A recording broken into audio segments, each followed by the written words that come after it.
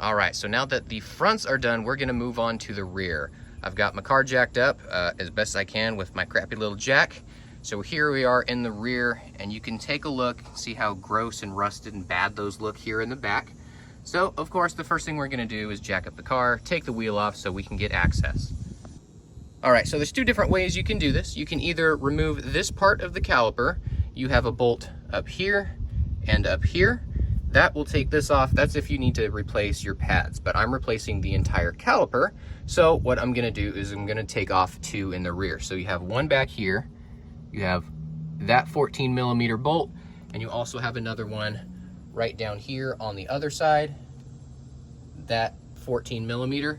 If you take both of those off, it takes this bracket off, which is being held in by this one, so everything will come off as one piece, and then you just have the brake line holding everything else in. All right, so now that I've taken both the bolts out the backside, you can see that I can slip this off. The pads are gonna be squeezing onto the rotor. And there you go, just like that. Everything comes out together. I still have a lot of life left in these, but that's what the upgrade's for. So I'm gonna put this off to the side like I did before. I'm just gonna set it off somewhere where it's safe. Somewhere. There we go. Somewhere where it's not putting stress on the line. But now that I have that off, I can get the rotor off.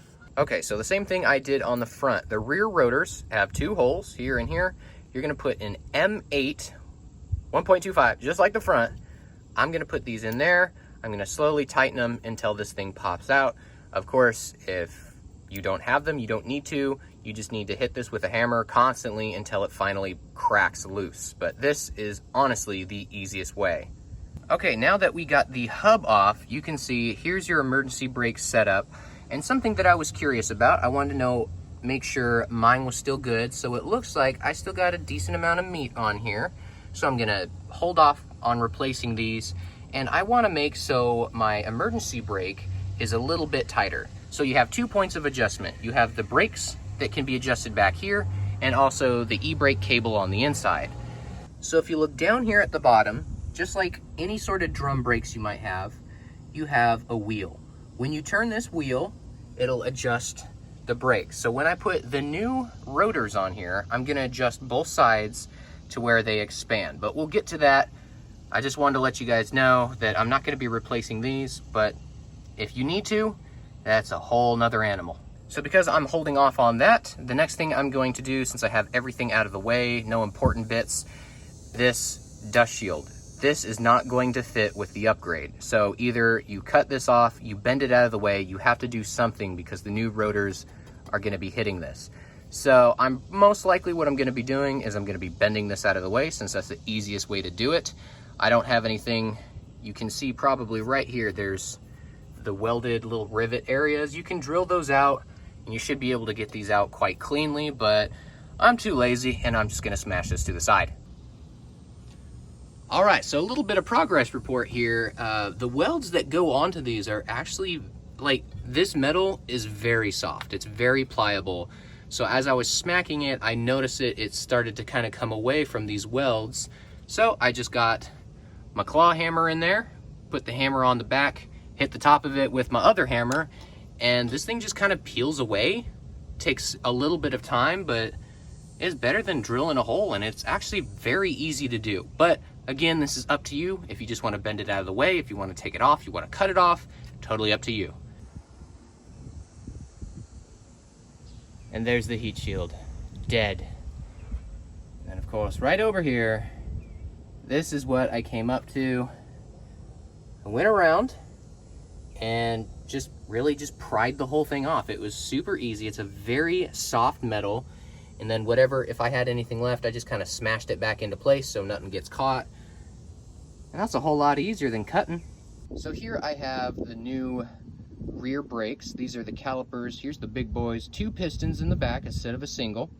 So this is how it's gonna look. You've got the Subaru logo.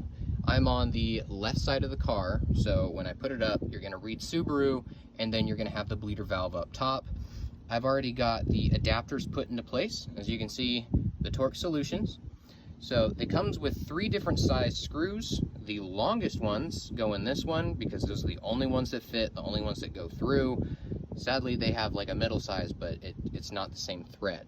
So these ones are gonna go through, and then the ones here on the inside, when we actually do eventually put it on, we're gonna put this on the inside, and then we're gonna put the smaller bolt that it comes with around the back side of our hub back here, and then we're gonna screw it into place.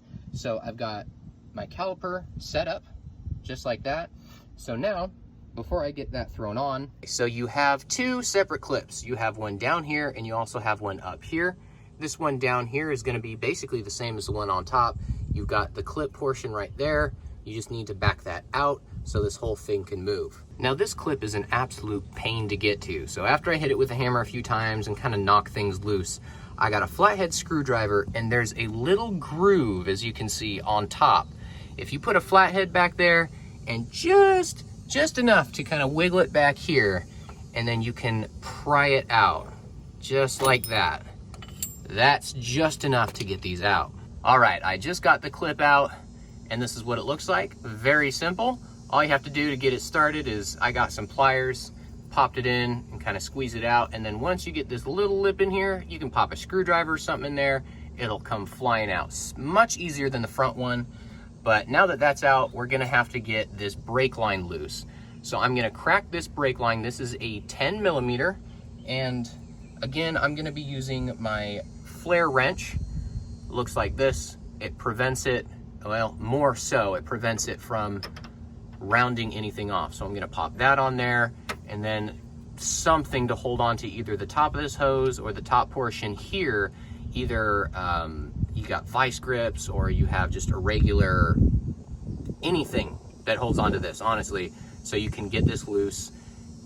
PB Blaster, WD-40, whatever you have, this is very important. Don't strip it. And once you crack it loose, I got mine cracked loose. I tightened it up enough so it's not gonna leak or anything. I just cracked it loose. So before I swap it over, because I want to lose as little fluid as possible. So I already showed you guys, I've got my caliper all set up here. Now I need to put my stainless steel lines. I'm gonna attach one end, make sure it's nice and tight and good to go here. So the other end, this is the rears that I'm using. So the other end, of course I'll link it down below. Here it is right here. I'm gonna have that routed up through the top just to make this as quick as possible. So the first thing I'm gonna do before I take that line off, I'm gonna take one of these out and get one end attached. And remember, your copper washers go on before and after. So make sure you have one on here as you put it on. And then when you get your brake line on, make sure you have one paired to this side. So copper washer on this side and copper washer on this side. All right, now that I have everything out of the way, I've got the clip taken out of the top one, the clip taken out of the first one, that bottom one, and I've got this one cracked loose. Everything is ready. Even over here on my new caliper, I got the new one on with the banjo bolt and of course both the copper washers.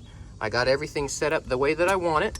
So as soon as I take off this one's, I can go ahead and plug the top of that and immediately grab this one, loop it around, tighten it up so I'm not losing a ton of fluid. All right, just got it put into place. Now this one fits a whole lot better than the fronts. It comes straight down. You can put the top nut up there. You don't even need to hold on to anything because it sits in there so well. Tighten up the bottom one, of course, again with that 10 millimeter. I've got this just sitting here. I do have the other little bit right down here. This one I'm gonna put in a second, but now that I have this one in, the included little bracket here, I can go ahead and slip this thing on, tap it in with the hammer, and I can move on to the second one.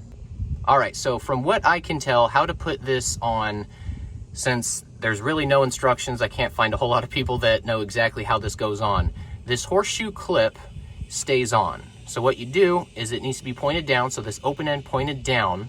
You're gonna slip the line over and then move this into place. Since it's skinnier up here at the top, it can't slide up. So we're gonna put that into place, scoot it down. It can't go down any further because of that clip. And on the inside, you see this little groove? You need to have the clip that was already here. Just like this one up here that they so graciously supplied. They didn't do another one. So you reuse your old one, slip it back in here where it used to be, and that's gonna be locked into place. And once you get that clip into place, It's gonna look just like that. It's never gonna go anywhere. That's the tightest fit you're gonna get, more so than this one, strangely enough. But that's how it goes in, nice and flush there. And now that I have this whole thing in place, I've got the stainless steel line all the way to the caliper. I just got a bolt holding it in place. Now the last thing I'm gonna do before I put everything else on here and then clean everything up is I'm gonna take this little rubber grommet off of here and I'm gonna bleed the brakes. So basically, I'm not gonna do anything special. Like I said, for the front ones, I'm just gonna take this to a shop, but I'm gonna take that off. I'm gonna go ahead and put my wrench on here, loosen it up, put the hose on here, and just fill the caliper and the lines with fresh fluid so I can at least get to the shop and have this done. I got everything cleaned up a little bit, put my anti-seize where my rotor's gonna go on, all my brakes, brake lines, rotor, I've got everything bled through, so I got all the fluid going through to that caliper, so everything is fantastic right now. And now I just need to throw the rotor on and get everything all buttoned up. All right, I've got everything all buttoned up. Everything is good. I put the rotor on here, make sure I sprayed it down so it's nice and clean.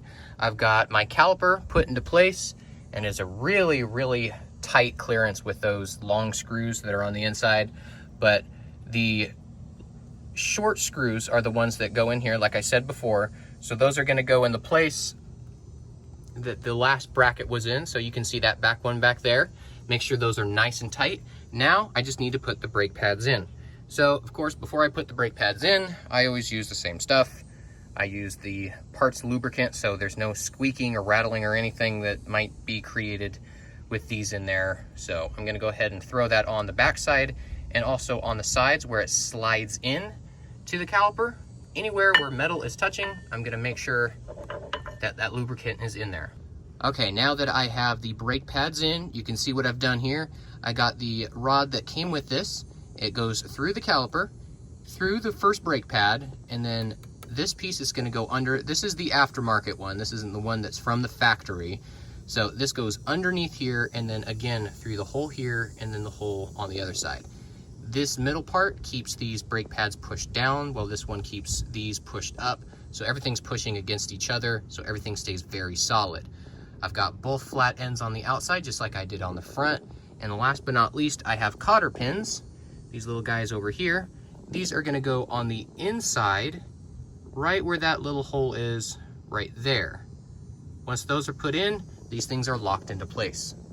And once you get everything back on, that is the beauty that you get to behold on your rear tires. Rear tires and front tires looking good. And last but not least, probably one of the most important thing to do when you do new rotors, new calipers, new everything, is to break them in. And as you can see, I've already done that. You can see where that nice shiny part is. You need to take your car for a drive, get up to about 40, 50, maybe 60 miles an hour, and hit the brakes hard. But don't come to a complete stop. You need to make sure you do that over and over, handful of times to get everything seated where it needs to be, nice and hot. Just make sure you don't come to a complete stop, or else it'll create a hot spot on those new rotors. You don't want that. But I did that already, came around, got them all cleaned off and beautiful looking, and I am all ready to go. I hope you guys enjoyed. Stay tuned for quite a bit more on whatever I do.